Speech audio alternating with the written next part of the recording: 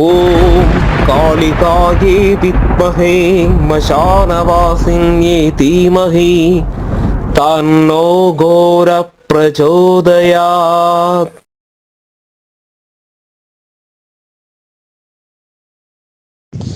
வணக்கம் ஆன்மீக நண்பர்களே. மலையாள மாந்திரிக முறையில் காளிகோவில் சார்பாக நம்ம இன்றைக்கி என்ன பார்க்க போகிறோம்னா, மாரியம்மன் தேவதையோட மந்திர முறை தான் நம்ம பார்க்க போகிறோம். அப்போ இந்த மந்திரம் எதுக்காக யூஸ் பண்ணுறதுன்னா, நமக்கு இந்த வேப்பலை அடிப்பாங்க. இந்த ஏவல் பில்லி சூனியம், அதே மாதிரி கழிப்பு, அந்த மாதிரி உள்ள பிரச்சனைகள் எல்லாம் இருக்கும், திருஷ்டி தோஷம், அதுக்கெல்லாம் நம்ம மாரியம்மன் சாமியோட மந்திரம் வச்சு வேப்பலையால் அடித்து உளிஞ்சு இறக்குவாங்க. அதுக்கு நம்ம இந்த மந்திரத்தை யூஸ் பண்ணலாம். அதே மாதிரி உபாசனா மந்திரமாக அந்த மாரியம்மன் தேவதையோட, மாரியம்மன் சாமியோட அருள் கிடைக்கிறதுக்கு இந்த மந்திரத்தை ஜெபம் பண்ணி வரலாம், அப்படின்னு நம்ம பண்ணிக்கலாம்.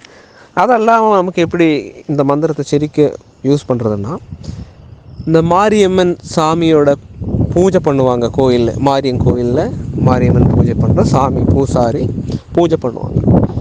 அப்படி பூஜை பண்ணும்போது அந்த சாமிக்கு நம்ம சக்தி கொடுக்கணும். அந்த சக்தி இருக்கும்போது தான் அந்த கோயிலுக்கு வர ஆளுகளோட பிரச்சனை தீர்றது, அந்த திருநூறுக்கு சக்தி வர்றது.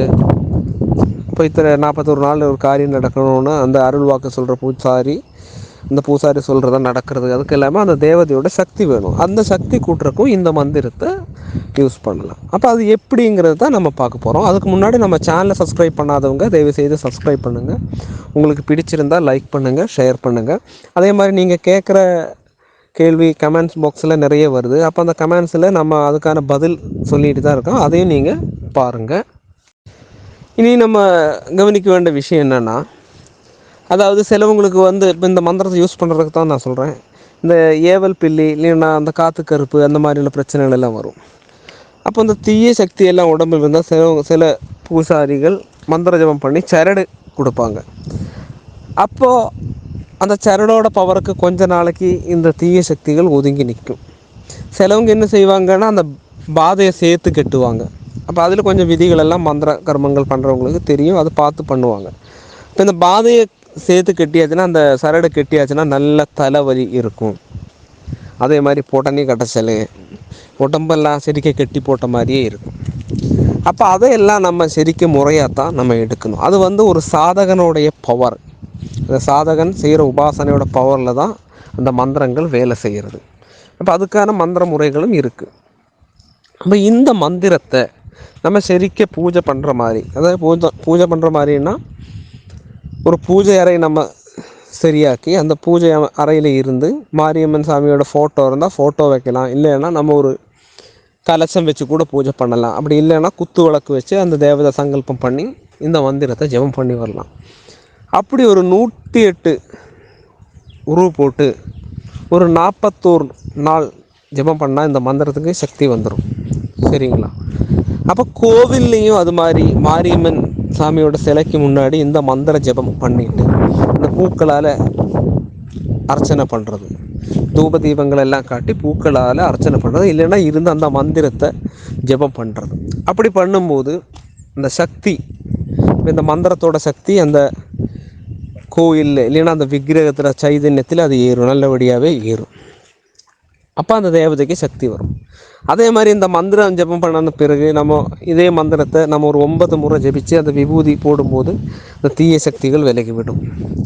அதே மாதிரி இந்த மந்திரத்தை கரெக்டாக முறையாக ஜெபம் பண்ணின பிறகு வேப்பலை எடுத்து, வேப்பில் அந்த தீய சக்தி யாருக்காவது இருக்குது, பாதிப்புகள் இருந்தாச்சுன்னா அதை அடிக்கும்போது அந்த மாற்றங்கள் நமக்கு தெரியும். செவந்த ஆடை உடுத்துக்கொண்டு பழம், தேங்காய், அதே மாதிரி சக்கரை பொங்கல் எப்படி பண்ணணுன்னா, நீங்கள் எப்படி பண்ணணுன்னால எப்படி நிவேத்தியமாக வைக்கணுன்னா, நம்ம ஒரு வெள்ளிக்கிழமை தான் இந்த பூஜையை ஆரம்பிக்க போகிறோம்.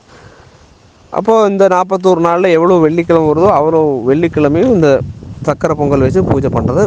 மீதி நாளில் விளக்கு வச்சு ஜெபம் பண்ணனாலே போதும். இது பண்ண நமக்கு தெரியும். ஒரு 5-6 நாளைக்கு நம்ம பண்ணும்போது முதல்ல கஷ்டங்களாக இருக்கும். இப்போ அந்த தேவதை அந்த உருவம் ஏற்றி வரும்போது நமக்கு ஒரு தீய சக்திகள் எல்லாம் நம்ம வீட்டில் இல்லைன்னா நமக்கு பாதிப்பு இல்லைன்னா கொஞ்சம் பிரச்சனை கொடுக்கும். அதனும் நீங்கள் கண்டுக்க வேண்டாம். அந்த பிரச்சனை மாறுறதுக்கு வேண்டி நீங்கள் இந்த மாரியம்மன் சாமிகிட்டே பூஜை பண்ணுறதோடப்போ ப்ரே பண்ணிவிட்டு நீங்கள் ஜெபம் பண்ணி வாங்க, பூஜையும் ஜெபமும் பண்ணி வாங்க. கண்டிப்பாக அந்த மாற்றங்கள் உங்களுக்கு கிடைக்கும். அதுபோல் இந்த மந்திர ஜெபம் பண்ணிவிட்டு நம்ம கயிறு கட்டி கொடுப்பாங்க, மந்திர உபாசனையாக கயிறு கட்டி கொடுப்பாங்க. அது எப்படி கயிறு கட்டணும்னா, இந்த மந்திரத்தை நான் இங்கே இதில் கொடுக்குறேன், அதை நீங்கள் முதல்ல எழுதிட்டு அதை காணாமல் முறையாக படிங்க. இந்த மந்திர ஜெபம் பண்ணி 54 உரு ஜெபிச்சு ஓரோ ஜெபத்துக்கு ஓரோ கெட்டுன்னு அந்த கயிறில் கட்டி 54 கெட்டு நீங்கள் கட்டி கொடுக்குறீங்க. 21 கெட்டும் கெட்டிக்கலாம், நீங்கள் 54 கெட்டு கெட்டுங்க. அப்போ எந்த பாதிப்பு இருந்தாலும் அதில் அந்த கெட்டில் ஒதுங்கி நிற்கும்.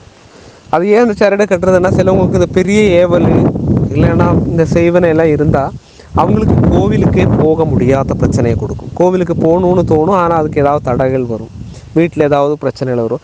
அப்போ இந்த கயிறு, இந்த மந்திரம் ஜெபம் பண்ணி அந்த கயிறு கட்டியாச்சுன்னா அதில் ஒரு அடக்கம் வச்சாச்சு. நம்ம அந்த அடக்கம் வைக்கும்போது என்ன ஆகும்னா, இந்த தீய சக்திகளுக்கு பெருசாக வேலை பண்ண முடியாது. அப்போ அந்த கேப்பில் நம்ம போய் ஒரு பூஜாரியோ இல்லைன்னா விதியான முறைகளை பண்ணி அந்த தீய சக்தி கழுப்புகளை நமக்கு மாற்ற முடியும். அப்போ இந்த சின்ன சின்ன பாதிப்பு இந்த சரடையிலேயே எல்லாமே சரியாயிரும். அந்த கட்டுற மந்திரம் ஜபிச்சு கட்டினாலே அது சரியாயிரும். அப்போ இந்த மந்திரத்தை நீங்கள் முறையாக பார்த்து இந்த முறையில் நீங்கள் ஜெபம் பண்ணிவாங்க.